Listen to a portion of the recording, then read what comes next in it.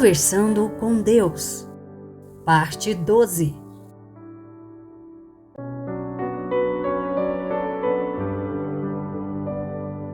Qual é o verdadeiro caminho para Deus?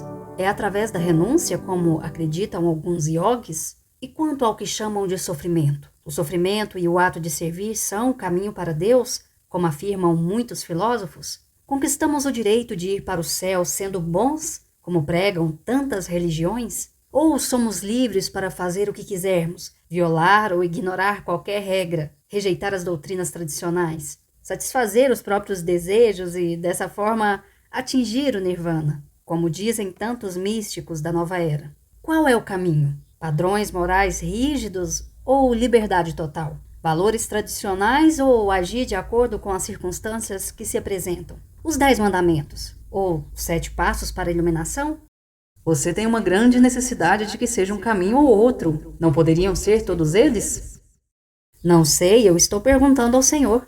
Então eu vou lhe responder do modo que poderá compreender melhor, embora eu lhe diga agora que a resposta está em seu íntimo. Digo isso para todas as pessoas que ouvem as minhas palavras e buscam a minha verdade. Para todos os corações que perguntam de boa fé qual é o caminho, este é mostrado. Venha a mim pelo caminho de seu coração, não pelo de sua mente. Você nunca me encontrará em sua mente. Para conhecer Deus verdadeiramente, você tem de sair de sua mente. Mas sua pergunta pede uma resposta, e eu não vou decepcioná-lo. Começarei com uma afirmação que irá surpreendê-lo e talvez ofenda muitas pessoas. Não existe o que é conhecido como os 10 mandamentos.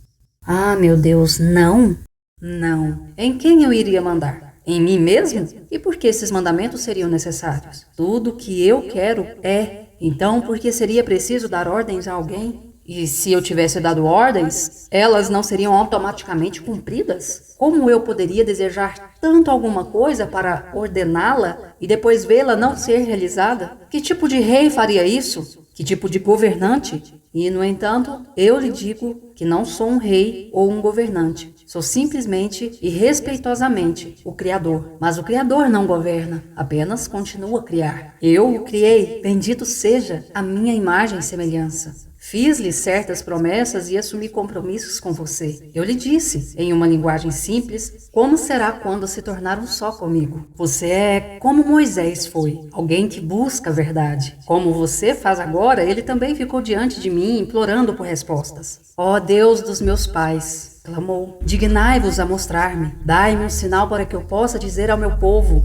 Como podemos saber que somos os escolhidos? E eu fui a Moisés, como fui a você agora, propondo um pacto divino, uma promessa eterna, um compromisso certo. Como posso ter certeza? Perguntou Moisés tristemente. Porque eu lhe disse isso, respondi. Você tem a palavra de Deus, e a palavra de Deus não foi um mandamento, mas sim um pacto. Portanto, esses são os 10 compromissos. Você saberá que seguiram um caminho para Deus e que o encontraram através destes sinais, destas indicações, destas mudanças em sua vida. Primeiro, amará a Deus com todo o seu coração, toda a sua mente e toda a sua alma. E não haverá outro Deus além de mim. Não cultuará mais o amor humano, o sucesso, o dinheiro, o poder ou qualquer um desses seus símbolos. Porá essas coisas de lado como uma criança põe de lado brinquedos. Não porque elas não têm valor, mas porque as superou. E você saberá que seguiu o caminho para Deus, porque, segundo, não usará o meu nome em vão, e não me pedirá desejos inúteis. Compreenderá o poder das palavras e dos pensamentos, e não pensará em invocar o nome de Deus como um herege. Não usará o meu nome em vão, porque não poderá fazer isso, porque o meu nome, o poderoso Eu Sou, nunca é usado em vão.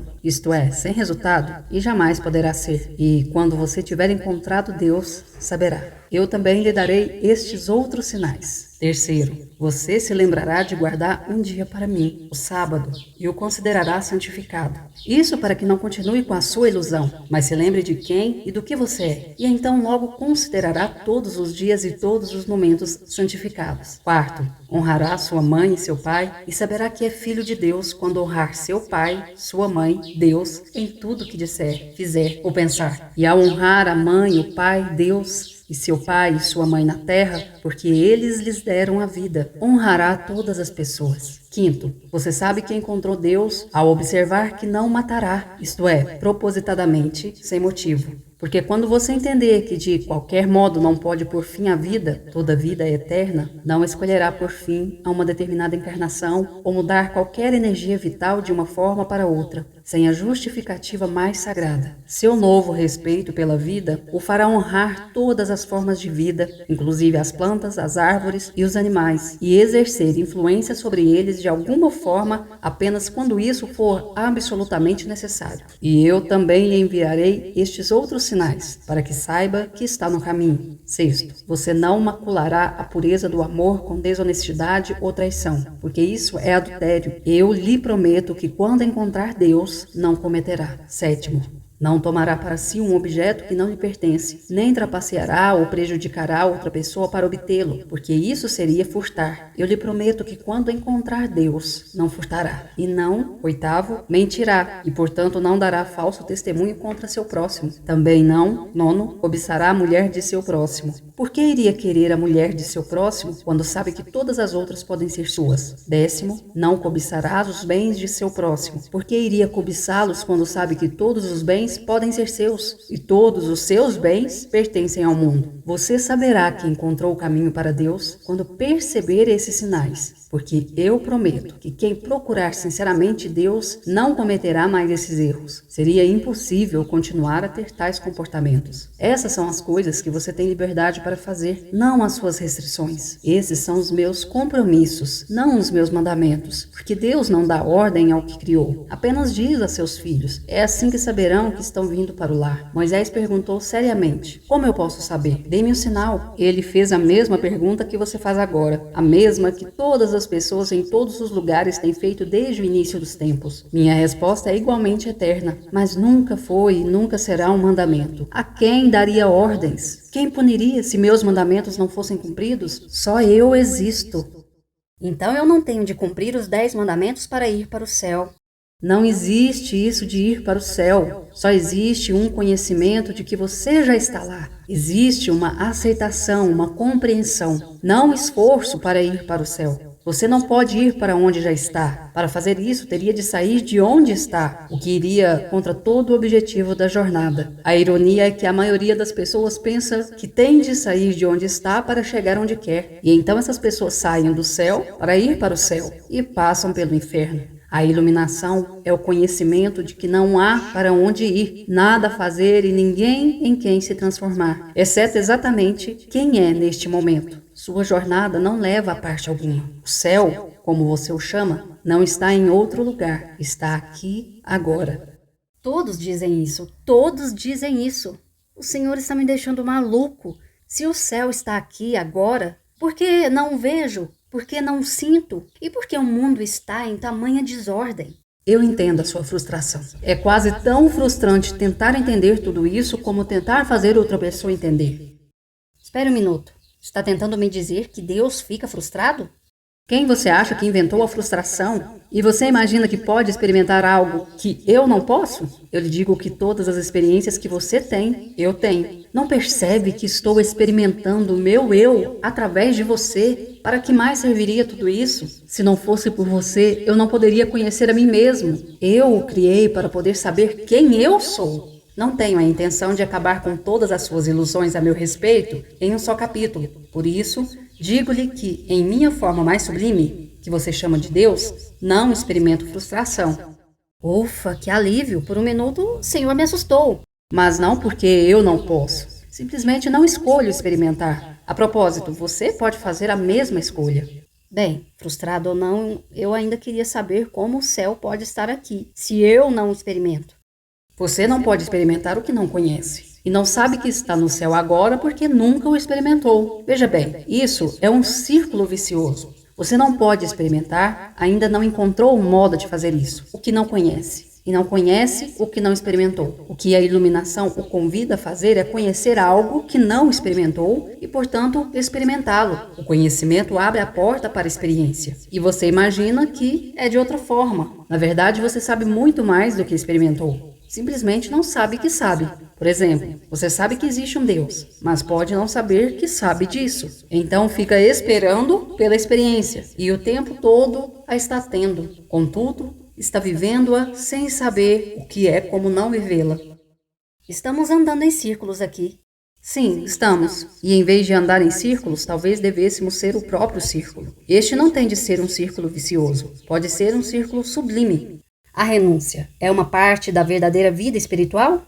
Sim, porque, em última análise, todos os espíritos renunciam ao que não é real. E nada na vida que você tem é real, exceto seu relacionamento comigo. Contudo, a renúncia, em seu sentido clássico, não é necessária. Um verdadeiro mestre não renuncia a algo. Simplesmente o põe de lado, como faria com qualquer objeto que não lhe fosse mais útil. Há pessoas que dizem que você deve dominar os seus desejos. Eu digo que deve apenas mudá-los. Na primeira vez, isso parece ser uma disciplina rigorosa. Na segunda, um exercício agradável. Há pessoas que dizem que para conhecer Deus você deve resistir a todas as paixões terrenas. Contudo, compreendê-las e aceitá-las é o suficiente. Aquilo a que você resiste perdura. As coisas para as quais olha desaparecem. As pessoas que realmente tentam resistir a todas as paixões terrenas, com frequência se esforçam tanto para atingir este objetivo que poderia ser dito que isso se torna a sua paixão. Elas têm uma paixão por Deus, um desejo profundo de conhecê-lo. Mas paixão é paixão, e trocar uma por outra não a exclui. Por isso, não julgue as situações pelas quais tem paixão. Simplesmente as observe e depois veja se são úteis para você, dado quem é e o que deseja ser. Lembre-se de que está sempre se criando, decidindo quem e o que é. Você decide isso em grande parte através das escolhas que faz quanto a quem ou o que desperta a sua paixão. Frequentemente, uma pessoa no que você chama de caminho espiritual parece ter renunciado a todas as paixões terrenas e humanas. O que ela fez foi compreender isso, dar-se conta da ilusão e pôr de lado as paixões que não lhe são úteis, o tempo todo apreciando a ilusão pelo que lhe proporcionou, a chance de ser totalmente livre. Paixão é amar, transformar, ser em ação. É o combustível da máquina da criação.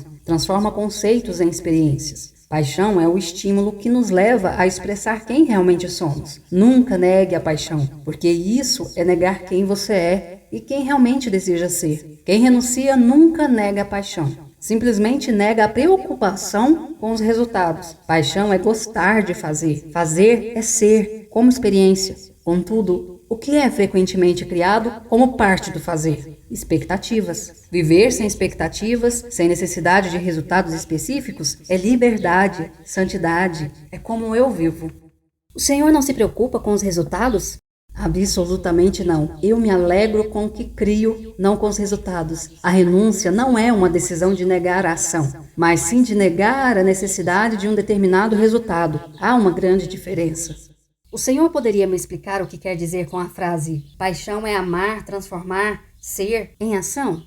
O ser é o estado mais elevado da existência. É a mais pura essência. É o aspecto agora, não agora, tudo, não tudo, sempre, nunca, de Deus. Puro ser é pura divindade. Porém, nunca foi suficiente para nós apenas sermos. Sempre ansiamos por experimentar quem somos. E isso exige todo um outro aspecto da divindade chamado de fazer. Vamos dizer que você é, na parte central do seu maravilhoso eu, o aspecto da divindade chamado de amor. A propósito, essa é a verdade em relação a você. Mas uma coisa é ser amor e outra é fazer algo amoroso. A alma anseia por fazer algo relativo ao que é, por poder conhecer-se experimentalmente. Por isso, procure realizar a sua ideia mais elevada através da ação. Essa ânsia por fazer isso é chamada de paixão. Suprima a paixão e suprimirá Deus. A paixão é Deus querendo dizer olá. Mas veja bem, quando Deus, ou Deus em você, tem uma atitude amorosa, ele se realiza e não precisa de mais nada. Por outro lado, o homem frequentemente sente que precisa de um retorno no seu investimento. Está certo, vamos amar alguém, mas seria melhor recebermos um pouco de amor em troca. Esse tipo de afirmação. Isso não é paixão, é expectativa. A expectativa é a maior fonte de infelicidade do homem. É o que separa de Deus. Quem renuncia tenta acabar com essa separação através da experiência que alguns místicos orientais chamaram de samadhi, isto é, ser um só com Deus, uma fusão com a divindade. Portanto, ele renuncia aos resultados, mas nunca à paixão. De fato, o mestre sabe intuitivamente que aquela paixão é o caminho para a realização pessoal. Mesmo em termos terrenos, pode ser dito que se você não tem uma paixão por alguma coisa, não tem vida. O Senhor disse que aquilo a que você resiste perdura e as coisas para as quais olha desaparecem. Pode explicar isso? Você não pode resistir a algo que não admite que é real. O ato de resistir a alguma coisa é o ato de admitir a sua existência. Quando você resiste a ela, torna-a real. Quanto mais resiste, mais a torna real, seja qual for o objeto de sua resistência. Quando você abre os olhos e olha para ele, desaparece. Isto é, perde a sua forma ilusória. Se você realmente olhar para um determinado objeto, verá através dele e de qualquer ilusão que represente para você, deixando apenas à mostra a realidade máxima. Diante da realidade máxima, sua pequena ilusão não tem poder, não pode mais dominá-lo. Você vê a verdade em relação a ela e a verdade o liberta. Mas e se eu não quiser que o objeto para o qual estou olhando desapareça? Você deveria sempre querer. Não há nada em sua realidade a que se agarrar. Mas, se escolher a ilusão de sua vida em lugar da realidade máxima, poderá simplesmente recriá-la da mesma forma como a criou. Desse modo, poderá ter em sua vida o que escolher, eliminando o que não deseja mais experimentar. Contudo, nunca resista a coisa alguma. Se achar que através de sua resistência a eliminará, pense novamente. Você só a plantaria mais firmemente no lugar. Eu já não lhe disse que todo pensamento é criativo? Até mesmo um pensamento a respeito de que não desejo alguma coisa?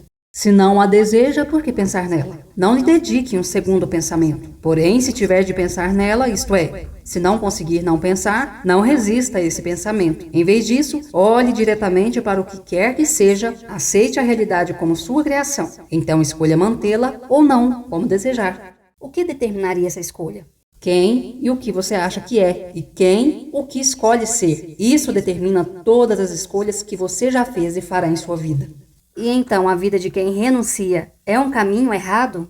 Isso não é uma verdade. A palavra renunciar tem um significado que não é o correto. Na verdade, você não pode renunciar a coisa alguma porque aquilo a que resiste perdura. O verdadeiro renunciante não renuncia, apenas faz outra escolha. Isso é um ato de ir em direção a algo, não de afastar-se de algo. Você não pode afastar-se de um objetivo porque ele o perseguirá. Por isso, não resista à tentação. Apenas volte-se para mim, não para algo que é diferente de mim. Mas saiba que não há um caminho errado, porque nessa jornada é impossível você não chegar em seu destino. É apenas uma questão de rapidez, de quando chegará lá, mas até isso é uma ilusão, porque não existe o quando, antes ou depois. Só existe o agora, um momento eterno em quem você se experimenta. Então, qual é o objetivo da vida se é impossível não chegar lá? Por que deveríamos nos preocupar com o que fazemos? Bem, é claro que não deveriam, mas seria bom ficarem atentos, apenas observarem quem são e o que estão fazendo e tendo para ver se isso lhes serve. O objetivo da vida não é chegar em algum lugar, é observar que você está e sempre esteve lá, está e sempre estará no momento de pura criação. Portanto, o objetivo da vida é criar quem e o que você é e depois experimentar isso.